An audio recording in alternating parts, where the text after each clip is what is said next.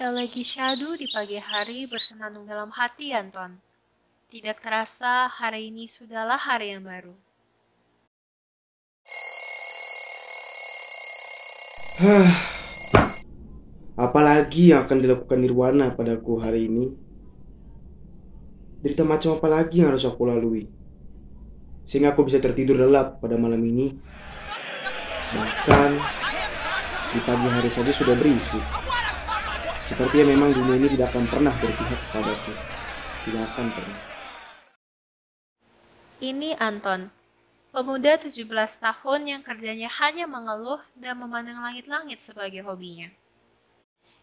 Memang, hidup Anton selama ini tidaklah mudah. Ia dikucilkan dan sekarang terjebak sendiri dalam pemikirannya.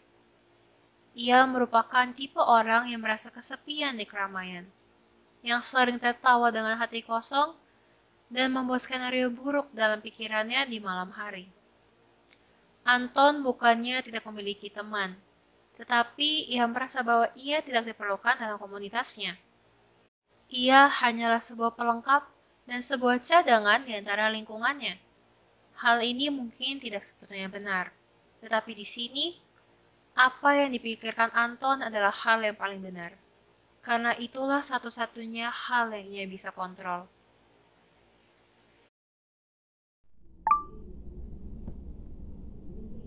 Oh, notifikasi nggak penting. Memang tidak akan mungkin pasti ada yang mencari aku. Tidak akan ada yang pernah. Saking jarangnya aku berinteraksi dengan mereka. Muka mereka pun sudah mulai samar-samar dalam pikiranku. Ah, jangan-jangan notifikasi spam lain ya. Tunggu. @mauldi_gx. Siapa ini? Hai Anton, sudah lama gak berbincang ya. Ini aku, Maudi, teman SD kamu dulu. Itu loh yang suka gangguin ibu kantin saat istirahat. Oh iya, aku lihat kamu main game juga ya. Main bareng ya, aku mau buat clan nih. Nanti ada teman SD yang lainnya juga kok. Kenalan ya nanti. Maudi. Yang itu ya. Sudah lama aku tidak main game bersama teman. Mungkin boleh juga nih aku ikutan. Hai Maudi, tentu saja boleh. Kabarin aku ya kalau mau main.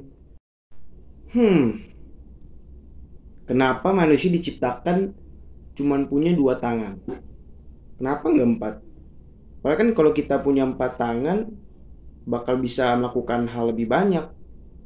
Apa dulu-dulu kita juga punya empat tangan? Tapi kita Yeay, yuk aku undang kamu ke server Discord kita ya. Hah? Yaudah deh kalau gitu, aku ikutin aja. Ini ya temannya si Maudi.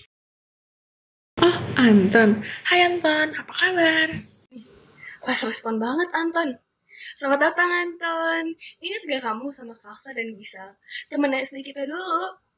Hah? Kau tak? Oh, yang suka disingin cowok-cowok kelas dulu itu ya? Masih inget ya ternyata? Kalau aku, gimana Ton? Oh, tentu saja aku ingat. Gisel yang juara satu itu kan dulu di kelas. Yang sekarang dapat beasiswa kan? Wah, ingat juga, keren juga Daya. Ingat Ton. Ya udah yuk, kita langsung main ya. Tambahkan aku di daftar temanmu dong. Oh iya, Anton. Perbincangan dimulai dengan mengingat masa lalunya Anton, di mana saat SD ia pernah buang air kecil di celana saat dalam kelas, atau saat Maudi dikejar anjing sambil berjerit meminta bantuan dari Anton, Gisel, dan Kalta.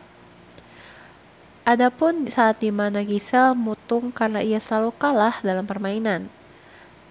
Hari demi hari, setiap detik berlalu, setiap percakapan lewat, dan setiap interaksi pun terjadi. Setelah bermain bersama untuk waktu yang cukup lama, mereka mulai sibuk dengan aktivitas masing-masing. Hari demi hari, mereka mulai menjauh dari satu sama lain. Nah, dalam persahabatan, selalu ada yang datang dan pergi. Selalu ada suka dan luka. Selalu ada canda tawa dan kesedihan. Apa kamu tahu nggak? Pada saat ayah berargumen dengan ibumu, ayah sangat menyesal. Mengapa? Kamu tanya. Hanya ketika di titik terendahmu, kamu bisa menghargai hal-hal kecil yang dilakukan oleh orang lain. Oleh karena itu, jagalah pertemananmu. Karena suatu saat di mana kamu jatuh ke titik terendahmu, hanya mereka lah yang akan datang membujukmu. Dan hanya mereka lah yang akan merasa bangga saat kamu berada di titik tertinggi. Sekarang, cobalah berubah untuk mereka. Datangilah mereka. Anton terdiam sejenak.